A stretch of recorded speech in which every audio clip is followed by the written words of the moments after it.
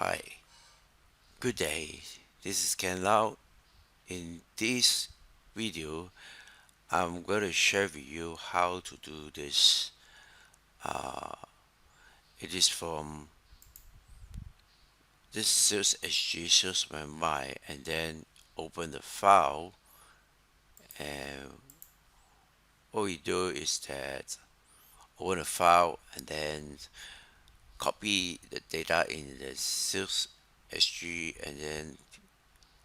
and then also put it to the master file, which is this worksheet, and also the sales my and paste it here.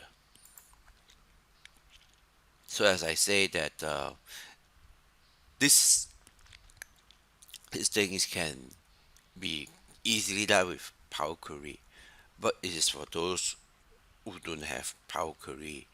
You still can do it with VBA. So let me just show you what it means, what it can achieve. Right? So I just run this code here and just open the file SG and then paste it here. See, so now let's go through what it can do. Right? I'll first done with the this one. It's called list the file.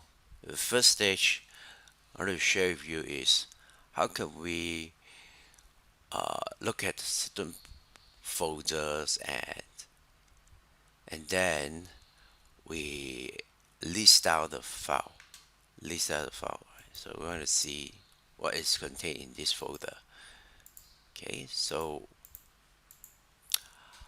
I will just open this file here. Let's just delete this. Okay, so you open this file and I just run this code.